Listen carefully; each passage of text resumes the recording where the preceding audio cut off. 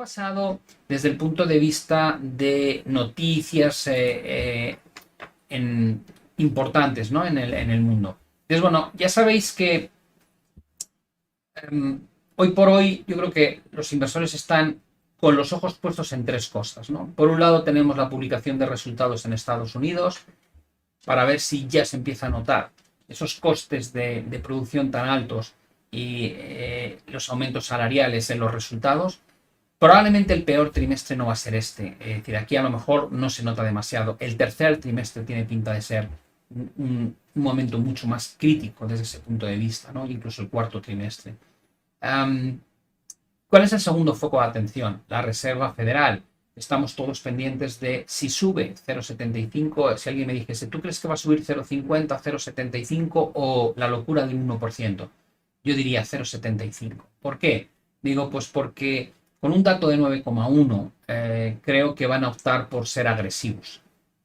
Pero, ¿por qué no crees que van a subir un 1%? Digo, porque se van a agarrar a que la expectativa de inflación a largo plazo está cediendo.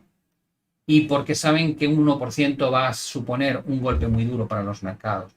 Con lo cual, yo me decantaría por 0,75. Es repetir un movimiento como el mes anterior. Ya estaba en la mesa que iba a ser 0,50 o 0,75. Está descontado. No plantea un problema mayor.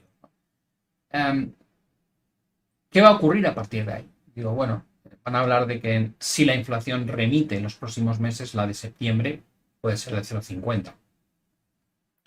Va a depender claramente de los siguientes datos. Y el Banco Central Europeo, que es el tercer bloque importante, la pregunta es, ¿van a hacer algo más el día 21 que un 0,25 como han anunciado? Yo no lo creo. ¿Por qué? Pues porque me da la sensación de que Christine Lagarde es más política que economista. Y lleva mucho tiempo diciendo que quiere seguir una hoja de ruta. Siempre dice, si empezamos con el 0,25 y luego hace falta subir el ritmo, ya lo subiremos, ¿no? De hecho, anunciaba la posibilidad de un 0,50 en septiembre. Podría afianzar un poco más claramente ese 0,50 de septiembre para que quede más o menos claro que empiezan como decían que iban a empezar y que luego van a incrementar el ritmo. Es una posibilidad bastante evidente. Empezar con 0,50 yo creo que sería desestabilizador para lo dovish o blando que es el Banco Central Europeo. ¿Deberían hacerlo? Claro que deberían de subir 0,50. No podemos tener los tipos en tasas negativas con inflaciones del 8,6, 8,7%. Es una aberración en sí mismo. Claro que deberían subir 0,50, pero ahí están siempre con ese cuidado absoluto. ¿Qué más hace falta mirar en Europa? Bueno, Mario Draghi trajo mucha estabilidad a Italia cuando tomó el papel de primer ministro y aunó todas las fuerzas políticas del país, por mucho que tuviesen ideologías distintas. Y ahora yo creo que está agotado y está cansado y está harto y presentó su dimisión a Mattarella el otro día y el presidente de la República le ha dicho que no le acepta la dimisión. Entonces, vale, ¿qué va a pasar ahora? Está claro que alguien que no quiere seguir no va a seguir y esto nace de la falta de apoyo en la moción de censura correspondiente al partido Movimiento 5 Estrellas porque estaba en desacuerdo con lo que había hecho el gobierno en términos de armas, de apoyo armamentístico a Ucrania, ¿no? Algo que en España también lo hemos vivido, ¿no? Con la negativa de Podemos a respaldar los planes del propio partido que gobierna y con el que hacen coalición. De cualquier manera, lo importante es que hay una situación complicada en Italia. ¿Por qué es especialmente complicada? Porque tiene una economía de las que menos crece durante las últimas décadas. Y tiene una prima de riesgo que es de las más elevadas. Por tanto, a partir de ahora, el desenlace político que pueda tener la situación en Italia va a impactar en la prima de riesgo de Italia contra Alemania y ya sabemos que el BCE está muy, muy centrado en que esa prima de riesgo no refleje la realidad. Cuando hablamos de intervenir la prima de riesgo, llamémoslo como es, estamos manipulando la prima de riesgo. La prima de riesgo no deja de ser algo que refleja la estabilidad de un país respecto a la estabilidad de otro país a nivel político y a nivel económico. El país más estable paga menos por financiarse en los mercados internacionales porque no supone un riesgo para el inversor. El país menos fiable, tanto política como económicamente, tiene que ofrecer una rentabilidad mucho más alta porque le prestes tu dinero a él, porque el riesgo que incurres es mayor. Y desde entonces es normal que un país que tiene una situación económica más endeble y una situación política dudosa tenga que pagar más por financiarse, digo, claro, es el libre mercado, claro que es así.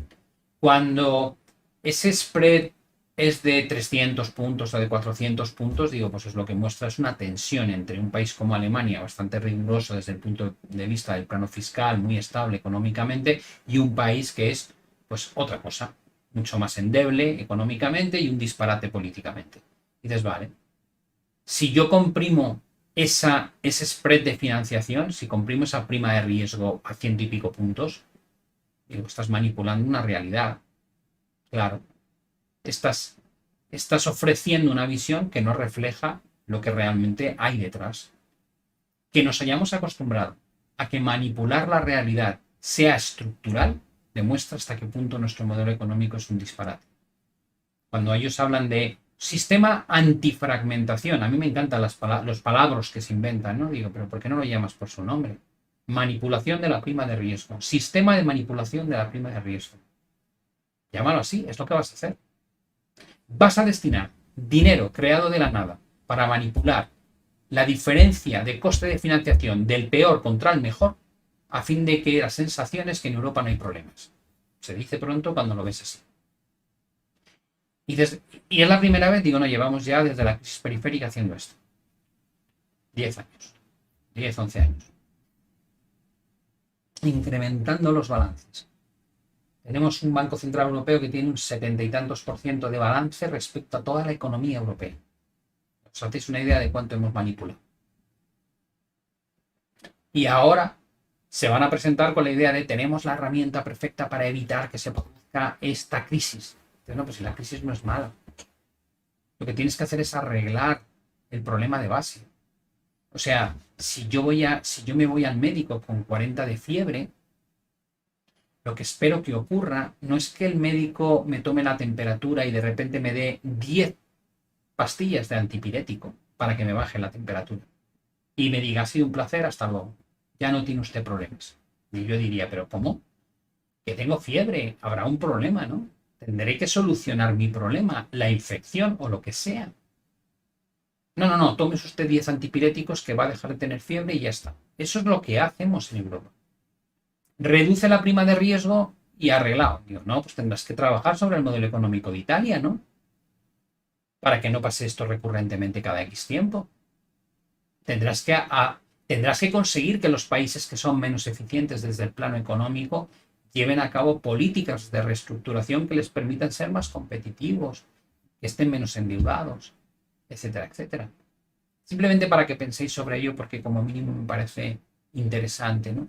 Por lo cual tenemos un frente político, tenemos un frente económico. Entonces, vale, el frente político en España, no me voy a meter a hablar de política, esto me lo guardo para cuando estoy en mi entorno más cómodo, no estoy con mi familia o mis amigos íntimos, hablo de política y no pasa nada, pero en las redes sociales creo que es imposible no ofender a alguien, con lo cual, ¿para qué me voy a molestar, no? Entonces, hablamos del aspecto económico de las medidas que se toman. En el debate de la Nación en España el otro día, nuestro presidente Pedro Sánchez dijo que no iba a permitir que el sector financiero y las eléctricas pues se forrasen o ganasen cantidades extraordinarias por la situación en la que estábamos en detrimento de la población, ¿no? Y yo he escrito un artículo sobre esto, ya lo leeréis, pero lo primero que pensé me daban ganas de levantar la mano y decir, yo quiero hablar. Digo, tiene usted razón. ¿Cómo? ¿Estás de acuerdo en? Digo, tiene usted razón. Con el sistema marginalista que tenemos en España y el precio del gas disparado, se genera un cúmulo de beneficios extraordinarios en las eléctricas. Es cierto. La banca, es verdad.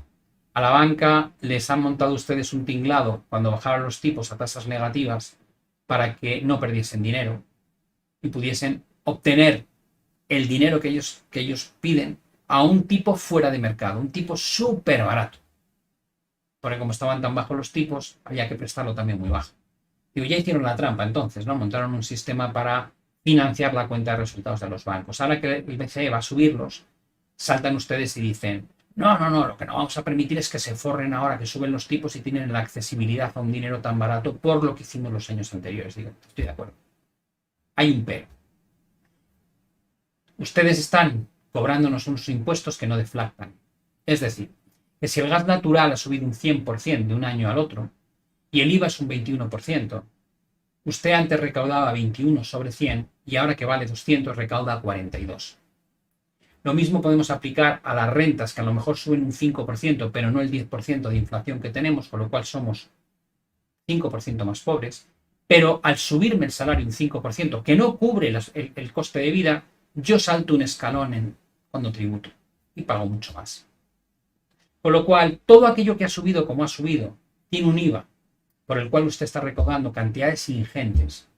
Y eso va contra la población en favor del gobierno. De hecho, salía la ministra del gobierno de Economía ministra de Hacienda, perdón, diciendo que todo iba maravilloso porque habían recaudado en los primeros 5 meses lo que no se recordaba. Digo, claro, nos lo están quitando a nosotros por no haber sabido luchar correctamente contra la inflación. Alguien dirá, hombre Pablo, la inflación es un problema de todos. Digo, sí, pero al 10% no hay ningún país en Europa quitando uno o dos. Lo cual quiere decir que hemos hecho una gestión interna muy mala, porque no dependemos del gas precisamente de Rusia, sino de otra fuente.